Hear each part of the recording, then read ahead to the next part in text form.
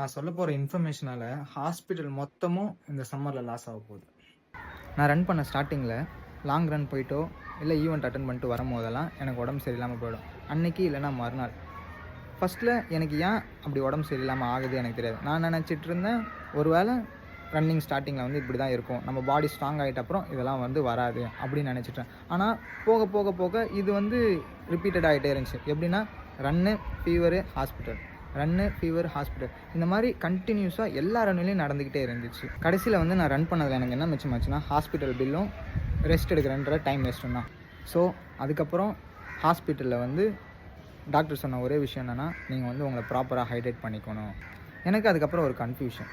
என்ன இது? நான் வந்து ஹைட்ரேஷன் பக்காவாக தான் இருக்கும். ரன் முடிச்சுட்டு வந்துட்டு தண்ணி பயங்கரமாக குடிப்பேன்.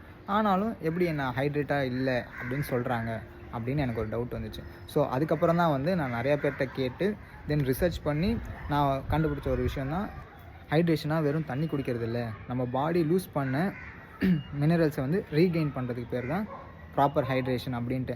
ஸோ நம்ம ரன் பண்ணும்போது நமக்கு பயங்கரமாக ஸ்வெட் ஆகும். அந்த ஸ்வெட்டில் வந்து நம்மளோட மினரல்ஸ் வந்து சோடியம், மெக்னீஷியம் இந்த மாதிரி மினரல்ஸ் வந்து டைல்யூட் ஆகிடும். ஸோ டைல்யூட் ஆகிட்டோடனே நம்ம பாடியில் வந்து அந்த மினரல்ஸ்லாம் கம்மியாக இருக்கும். ஸோ இதனால் வந்து நமக்கு உடம்பு சரியில்லாமல் போகிறதுக்கு வந்து நிறைய சான்சஸ் இருக்குது. தெரிஞ்சதுக்கப்புறம் தான் கேம் சேஞ்சிங் மொமெண்ட்டே ஸ்டார்ட் ஆயிடுச்சு. இப்போ நமக்கு ப்ராப்ளம் என்னன்னு தெரிஞ்சிடுச்சு. பாடி விட்ட மினரல்ஸை நம்ம ரீகெயின் பண்ணணும்.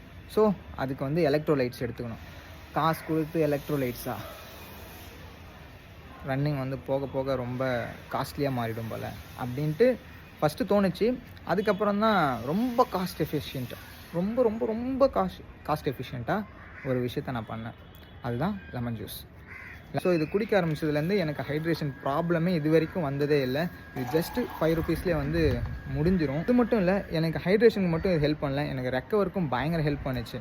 மற்றவங்களோட நான் அதுக்கப்புறம் ரொம்ப சீக்கிரமாக ரெக்கவர் ஆக ஆரம்பித்தேன். லெமன் ஜூஸ் வந்து இதுக்கு சொல்யூஷனா? என்ன காதில் பூ சுற்றுறியா அப்படின்னு நீங்கள் கேட்கலாம். இது ஒர்க் அவுட் ஆகணும் உங்களுக்கு தோணும் கன்ஃபார்மாக. ஆனால் நீங்கள் ட்ரை பண்ணி பாருங்கள். இப்போ சம்மர் வேறு வந்துடுச்சு. ஸோ உங்களுக்கு ப்ராப்பரான ஹைட்ரேஷன் கன்ஃபார்மாக தேவை. எப்படி நான் சொல்கிறேன்னா, நான் லாஸ்ட் 1 year இதை ட்ரை பண்ணி எனக்கு இப்போ வந்து ஹாஸ்பிட்டலுக்கோ வேறு எந்த பிரச்சனையும் எனக்கு ஆனதே இல்லை. ஸோ இந்த இன்ஃபர்மேஷன் வந்து உங்களுக்கு யூஸ்ஃபுல்லாக இருக்கும். சம்மர் வருது, எல்லோரும் ஹைட்ரேட்டடாக இருங்க. நான் சொன்ன இந்த டிப்ஸை வந்து மைண்டில் வச்சுக்கோங்க. ரன்னிங் பண்ணுற ஃப்ரெண்ட்ஸ் இருந்தாலோ, இல்லை இந்த வெயிலில் வந்து பயங்கரமாக அலையிற ஃப்ரெண்ட்ஸ் இருந்தாலோ, அவங்களுக்கு நீ உன் உடம்பை பார்த்துக்கோ, இந்த மாதிரி லெமன் ஜூஸ் குடி, ஹைட்ரேட்டடாக இரு சொல்லி அவனுக்கு ஷேர் பண்ணி இந்த ரீலை சேவ் பண்ணி என்னை ஃபாலோ பண்ணிக்கோங்க. அடுத்த இன்ஃபர்மேஷனில் நான் உங்களை பார்க்குறேன். பாய்.